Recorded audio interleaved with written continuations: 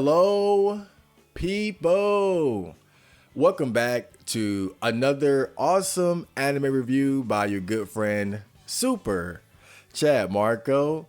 So today I will be reviewing a little anime called Fire Force. Now this was recommended to me by a friend, so I went ahead and I checked it out. I didn't know anything about it beforehand, but having watched it, I was somewhat halfway semi pleasantly surprised. So let's get right into it. So let's talk about some of these like minor details about Fire Force. So it's an action adventure slash fantasy manga and anime series created by Atsushi Okubo. And what's funny is that while I was watching it, I was like, damn, this art style is very fucking familiar.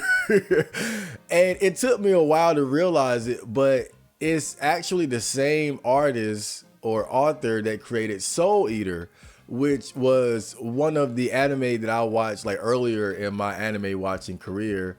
It's actually pretty good. I would somewhat recommend it. But yeah, it took me a while to get. I was like, why does these characters look kind of familiar? And I was like, oh yeah, it's Soul Eater. And I also read that it has some sort of connection to Soul Eater. And I'm like, wait a minute, like where's the connection? But I only watched the first season, so maybe they'll show that later. But as of now, there are 2 seasons, and I believe there's a third on the way. So let's go ahead and talk about the actual plot. Now, the year is 198, Solar, Tokyo. The world of Fire Force is one ravaged by fire, clearly. There is a mysterious and oftentimes fatal phenomenon where people would die by spontaneous combustion. But before they die, they turn into a crazed and dangerous beast called Infernals. These monsters are engulfed in flames and driven mad, and then they wreak havoc until they are disposed of by none other than the Fire Force. So the Fire Force is a group of special firefighters that use pyrokinetic abilities to battle against the Infernals. Now these firefighters can be separated into 3 different groups. So you have the ordinary humans who simply use advanced firefighting tools to battle against the Infernals and assist in putting out the fires caused by the Infernals. But then there are also the second generation fire pyrokinetics who can actually manipulate fire in various ways. And then there are the third generation pyrokinetics, which are considered to be the most powerful because they can actually generate fire to use in many different destructive ways in combat, which is kind of key. Remember, second generation, they can manipulate fire, but they can't create it. Third generation can actually create fire. So the story begins with our hero, Shinra Kusakabe, a third generation pyrokinetic with the ability to produce intense flames from his bare feet, joining the Fire Force Company 8 headed by Captain Akitaru Obi. Now at Company 8, not only is it their job to stop Infernals, they are also tasked with trying to solve the mystery of why human spontaneous combustion began and how to stop it for good. At first, this mission seems straightforward, but Shinra and his allies soon discover that the most dangerous enemies are actually operating within the Fire Force itself. So that is a basic plot summary of what we have on the table with Fire Force, but we're gonna get more into it by diving into the different characters in this anime. So stay tuned. Okay, so now let's actually discuss the characters of Fire Force, starting with the main character, of course, Shinra Kusakabe. So Shinra is a third generation pyrokinetic who gained his powers as a child when his mother and baby brother were killed in a mysterious spontaneous combustion incident. Most people believe that it was the sudden acquisition of his powers that caused the fire that killed his family, but Shinra recalls a demon-like infernal being present that night among the chaos and the flames, and he believes it was actually responsible for the incident. Regardless, this caused him to have a very bad reputation growing up and being somewhat of an outcast. So he decided to join the Fire Force as a means of not only clearing his name by becoming a hero, but also in the hopes of finding out what really happened to his family that night. As a character, Shinra to me isn't all that unique. You know, he has the basic main character starter pack of being a nice guy who wants to help people, a goal that he pursues with relentless determination. And I gotta be honest, when he said, "I want to be a hero," I thought that was just like the corniest, lame thing ever. Like I do not like when the main character just starts off episode 1 knowing exactly what he wants to do. Like the whole, "I want to be Hokage. I want to find the One Piece." I've never really been into that. I like for heroes to kind of find themselves along the way, but I digress. He also has special powers that set him apart from the rest of the pack. You know, he does have this weird quirk where whenever he is nervous, he smiles like a madman. But I think that was just a way for the author to make him look cool. Like he was getting a thrill out of fighting without actually making him that type of like mad battle obsessed character. But kind of a stupid quirk, but you know, it's whatever. So his fire ability is called the Devil's Footprint, which basically allows him to shoot fire out of his feet that is so intense he can even propel himself around like a rocket and kick the shit out of his enemies. Very simple overall, but of course he learns to take this ability to new heights after training. Now, not a bad MC or main character by any means, but he's not really a personal favorite of mine either. So next we have Arthur Boyle, who is his stupid sidekick. Now, we all know every MC needs a rival sidekick type character to back him up when things get tough. And to be honest, I think Arthur might be the worst one that I've ever seen. So he is a third generation pyrokinetic, much like Shinra, and he wields a plasma cutter he calls Excalibur. It kind of works like Kuwabara's spirit sword from Yu Yu Hakusho, where he uses a sword handle as a medium for transferring his fire ability into, so he can form a sword-like weapon to use in combat. Now, the funny thing about Arthur is that he carries himself like a calm and cool pretty boy type, but it's completely just a cover for how stupid he is. And he has this obsession with knights and pretends he is a hero from a medieval fantasy book or something. And depending on how much he is able to buy into his own delusions and his own act, it can actually enhance or reduce his combat ability, which is just completely fucking stupid. So even though he is an idiot, his ability is the real deal. And he seems to have like an excellent instinct for surviving in battle, and you'll see that displayed several times throughout the anime. But overall, I do not like this character at all. The idea of a fake cool guy who is actually dumb as a brick is different, but it missed the mark for me completely. And I think he may be one of the worst anime characters ever, and I'm not exaggerating like at all. For a main character, this is your main sidekick character, like your Vegeta, your Sendo, your Sasuke. No. So next we have Akitaru Obi, who is the captain of Company 8. So Obi is the leader of the team, which is somewhat surprising when you consider the fact that he is unpowered and has no special abilities. In order to compensate for this, he trains his body every day to be in tip-top shape and utilizes the most advanced firefighting tools in order to keep up with his fire soldier underlings. Even as an unpowered, he commands a lot of respect due to his dedication, top-notch leadership skills and bravery. So one part that stands out to me wasn't anything spectacular, but I thought this moment was like a subtle display of his leadership. You know, when Shinra found out that his brother may still be alive, even though it was obviously a long shot, Obi immediately backed Shinra up in his belief and got everyone else on board to be open to the possibility as well. And I just thought that was super important because otherwise Shinra would have been isolated in that endeavor and it could have caused problems later down the line without everyone else being aware of it. So you see like those little moments with Obi every now and then where you just see how he's able to kind of like keep everybody on the same page and be a adequate leader for the team.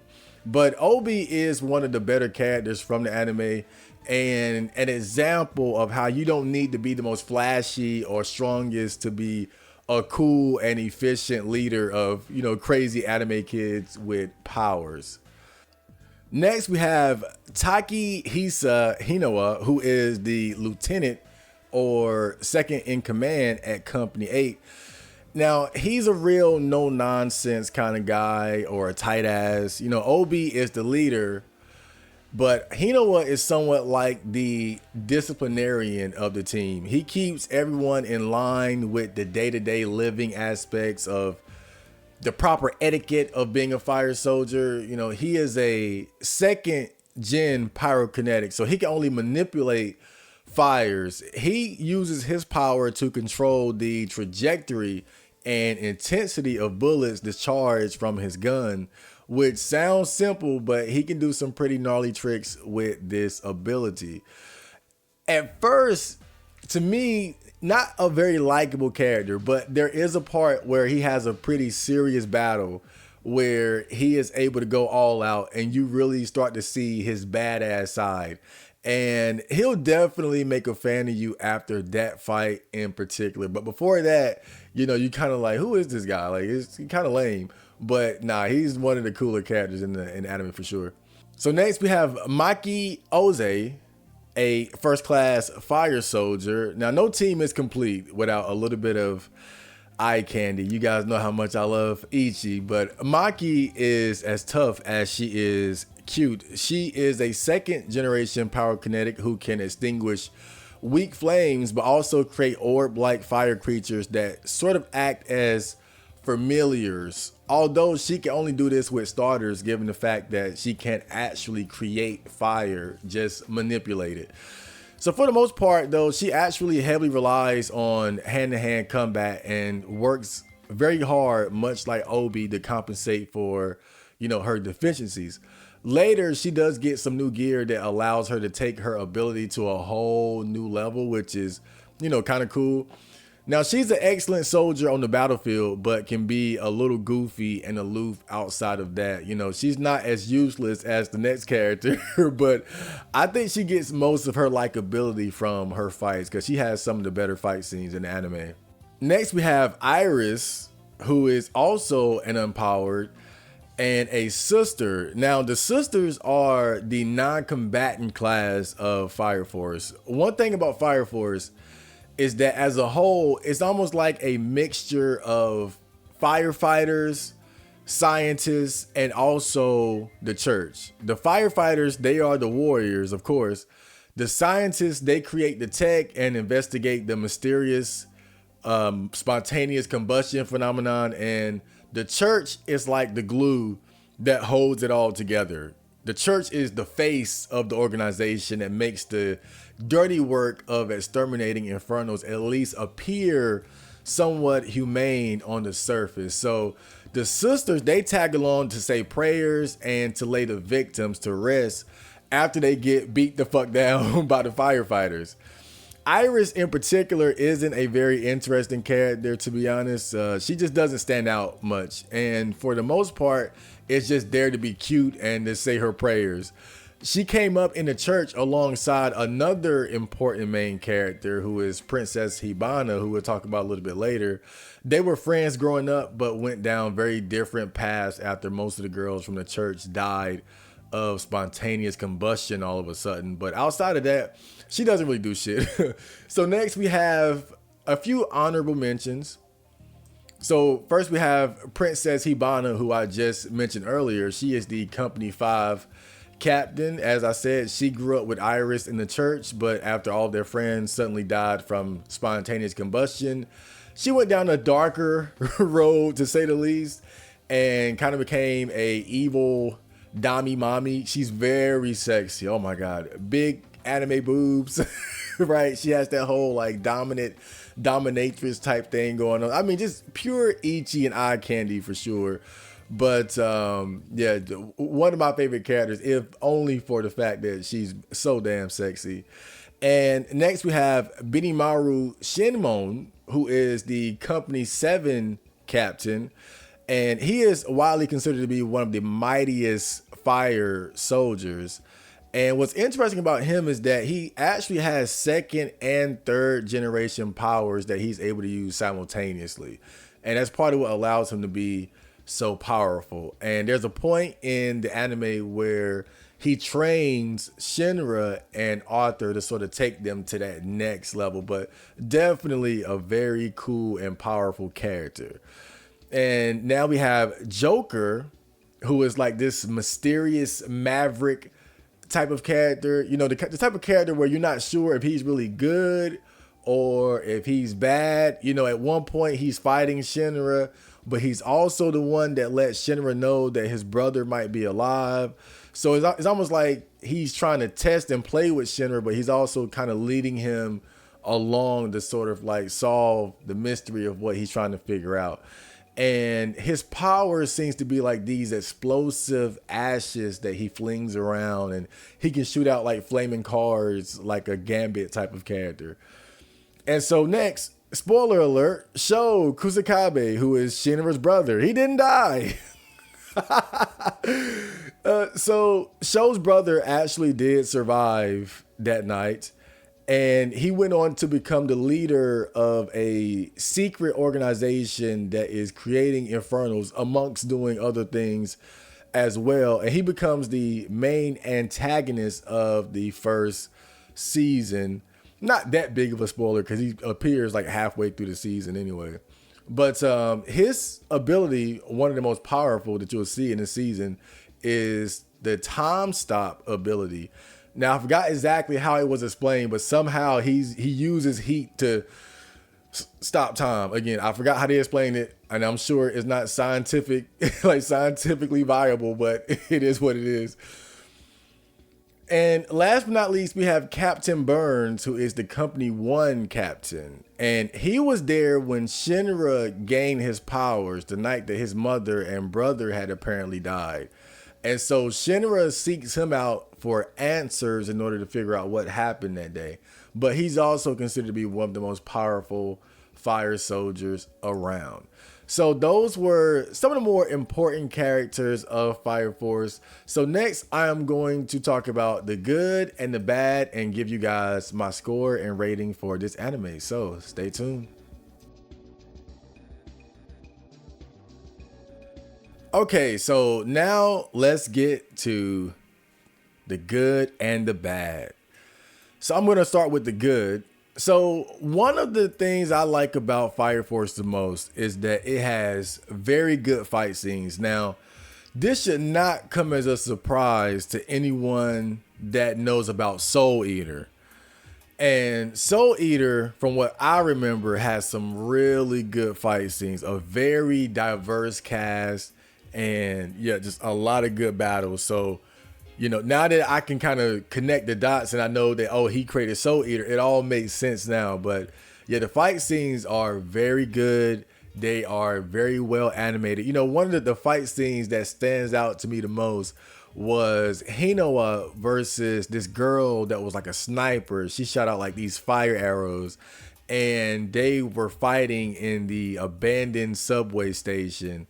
And that fight, it was so gritty, and they had to use their powers strategically. Like, it wasn't just this straightforward battle of like my power versus yours. Like, they had to be very smart about how they utilize their powers as well. So there's like that combination of like, yeah, you have those straightforward battles like Shinra versus Rekka, where it's mostly about just who's the strongest at that point in time. But then you also have battles where they have to get very creative in order to overcome their opponent. But the fight scenes are, to me, one of the highlights of this anime. And so the next thing I really like about Fire Force is the creativity of being limited to only using fire in terms of every character's power. So, you know, with most anime, when you have a varied cast with different sort of powers, like you'll see that everybody kind of uses like different elements or things like that. Like if you look at something like Demon Slayer, for instance, where you have some people using fire, but then some people use water and lightning and sound and earth. And it might be dark or light. Like it's different elements that are used all across the board in most anime like this. Even if you look at something like My Hero Academia or One Piece or Naruto. But this is a very interesting anime in the fact that every character's power has something to do with fire. And they all utilize fire or heat in a different way. You know, Shinra, he produces heat from his feet and he can fly and he's doing like these flaming kicks. Arthur, he uses his power to create swords. You have the girl who uses these sniper-like arrows to shoot people from long distance. Benimaru is just a straight-up powerhouse who can just generate powerful flames and just beats the hell out of people with it. And then Shinra's brother can use his fire to stop time. Like there are so many different uses of this one element, and that's just what I found the most fascinating about this anime. Because again, just limiting yourself to that one thing and having to spread that one element across so many different characters, you know, that requires a lot of creativity, and I give Fire Force a lot of credit for that. So next, and this is a moment, right? And spoiler alert time. So like I said earlier, Shinra's brother Sho, his main ability is to stop time. And I remember when I was watching it and I realized, oh, that's his power. I was like, how is Shinra gonna overcome that? Now, let's go back to the past. If you know anything about JoJo's Bizarre Adventure Part 3, which is like the biggest, most popular part of JoJo's Bizarre Adventure, Stardust Crusaders, the main antagonist is Dio, and his ultimate ability was to be able to stop time. And I remember when I was watching that anime, I was like, how are they gonna overcome this? How are they gonna be able to overcome somebody that can stop time? And that's what I was clinging to the entirety of that anime. Like, what is he gonna do? What's he gonna do? And what Jotaro ends up doing to overcome that is he stops time too. And I remember I was so disappointed in that shit, because I was like, dude, like it was a complete ass pull that all he had to do to beat Dio was to stop time too. I thought he would come up with some creative way to overcome it, and that never happened. I have to give Fire Force credit because they actually made it so Shinra came up with his own way to defeat his brother and his time stop ability. Now, I don't know if this is, again, scientifically viable or accurate, because they had one of the scientists right there during the battle explaining what he was doing. But what Shinra thought of, because one of the things that he learned was how to go faster using his devil's footprint or the fire that comes out of his feet. And he just simply pushed himself to such a speed to where his body completely disintegrated. And so by the time his brother would stop time, he couldn't see him or do anything to him because his body had completely broken down from how fast he was going. And then the second half of it was that his body would come back together as he was reaching his destination point. Now, it's deeper than that. The scientist, he goes into like this whole explanation. I forgot exactly how he explained it. But I remember being like, damn, I'll take that over you just doing it too. And another reason why I have to give some credit to Fire Force, because I never forgot how disappointed I was in JoJo Part 3 when Jotaro simply did the same thing that Dio did. He just stopped time the same way. But at least with this, they came up with a way for Shinra to overcome his brother's time stop ability without doing the exact same thing. He used speed to overcome the time stop ability, more or less. And I just really appreciated that. So next we have the bad. So first, I would say the plot to me is somewhat weak. Not very weak, but it's somewhat weak. And the thing about Fire Force is that it kind of begins with a similar mysterious vibe. Like if you remember early Attack on Titan, when everybody was like, what's the mystery of the Titans and what's beyond the walls, right? Fire Force kind of has that a little bit, not on that level, but it has some of that. And I remember when I watched Attack on Titan, it was like the more they revealed about the Titans and whatnot, the less I gave a fuck. Like it was better the less I knew. And the more they revealed, it lost me at some point. And this anime was kind of the same. And of course, the mystery here is the mystery of the spontaneous combustion and everything associated with that. And as it goes along, of course, you start to learn more and more about like what's happening in this world and what may be causing it and the different, hidden agendas and people who are pulling strings from behind the shadows and things like that. But it's like as more was unveiled, nothing really hooked me. And that's why I would say to me, the plot is kind of weak because they never really got me invested to the point where I really cared about like the larger plot in of itself. Now, the good thing about it is that in terms of the interactions between the individual characters, that's fine. That'll keep you going. That's what really kept me going as far as like watching it and of course the fights. But I'm talking about more so like the more overall plot pertaining to the mysteries of the spontaneous combustion and the infernals and the fire. That part I stopped caring. And what really kept me hooked was the characters themselves, not the mystery of spontaneous combustion.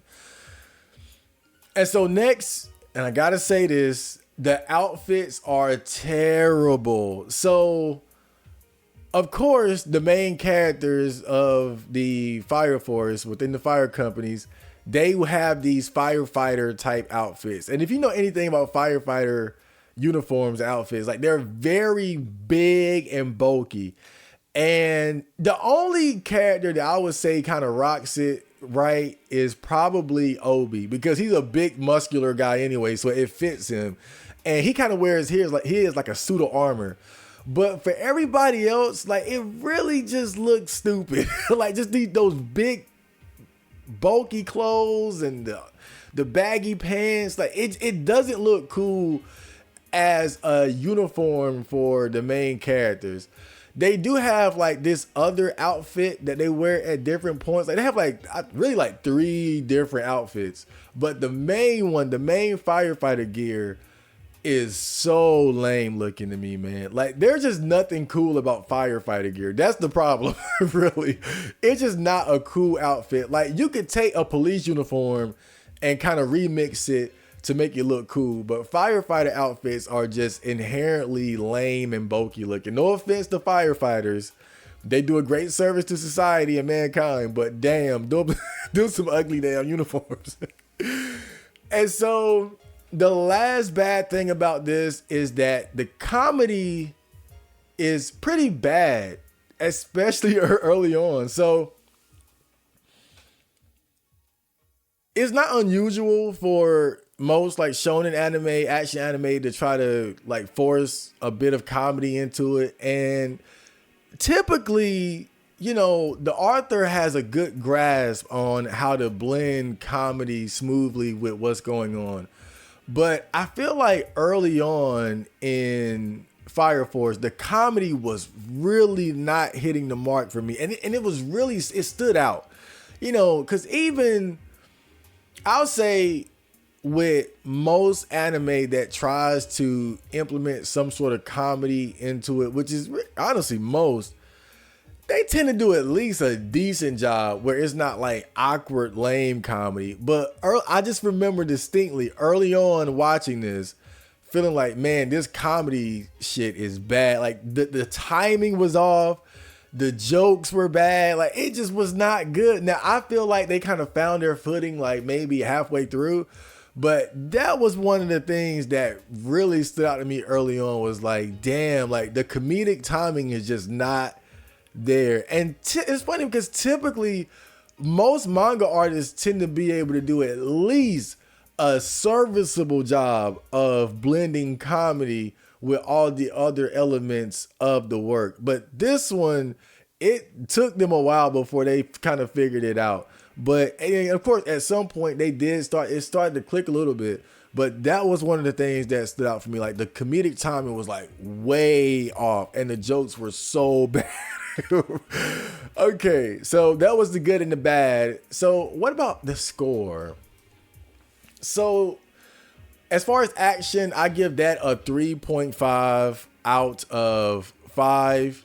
The action, I think, is really the highlight of this anime. The fight scenes are very well animated. They have, good choreography and the overall writing of it. And the fights are kind of different. Some fights are more like intelligent type of fights where the people have to use, or the characters have to use their wits about them to really overcome their enemy. Sometimes it's a straightforward who's the strongest, who's the fastest type of fight. So you have a blend there. But overall, I think that the battles were definitely one of the better parts of this anime. The plot, I'll give it a 2 out of 5. It starts off kind of interesting. Again, the mystery of the spontaneous combustion events. But the more they unveiled, I just did not care. I will say, though, that I would continue to watch into the second season, but not because of wanting to know about the mystery of spontaneous combustion, mostly just because of the characters. The animation, I give it a 3.5 out of 5. Overall, I would say the production values were good. Nothing spectacular, but didn't have a lot of, quality moments either. The music, 2.5 out of 5. Nothing special, but not bad either. It fits. There were like maybe 2 or 3 tracks that I like. I like the second opening as well. The first one wasn't bad, but the second one was definitely more to my liking. The comedy, I give it a 2 out of 5. Like I said previously, it took them a while to find their footing comedically. They do figure it out later, but early on, I found the comedy bits a little bit awkward and lame. And Ichi, I give it a 3.5 out of 5. They have some sexy girls in here. Maki, Hibana. There's this cat girl too. And in fact, she's part of the reason why the early comedy doesn't work for me, because she has this stupid thing where she always ends up accidentally being like groped or like exposing herself. And it's supposed to be like Ichi funny bits, but it did not hit for me at all. It was just kind of awkward, but still, big titty cat girl, I'll take it. But Hibana in particular, my Lord, I got to find some porn of her, by the way. Hentai night. So overall, I give Fire Force a 6.5 out of 10. But having said that, because I think the score is accurate, but also kind of deceptive, because a 6.5, you might think like, oh, okay, well, but I think I have to give it that mostly because of its failings in terms of where the plot is at least in terms of the first season, and also like the rocky start with some of like the comedic elements in terms of the first half of the anime. But I also feel like like you would think if I rated a 6.5, I wouldn't want to continue into the second season, but I do. I do want to continue watching it. And so I feel like, again, this 6.5, I think it has more to do with the fact that this anime is taking a while to really get into its proper flow. I'll put it like that. Like, I predict that the second season is probably going to be significantly better than the first, or at least I would say that after watching it, I wouldn't be surprised if I would bump the score up to a 7 or a 7.5. But again, I got to give it that 6.5 just because of like the rocky start in the beginning and sort of like the weakness of the plot as it became unveiled. But for some reason, I have like higher hopes going into the second season, which I plan on watching a bit later. But yeah, I give it a 6.5 out of 10. Would I recommend it? I'll put it like this.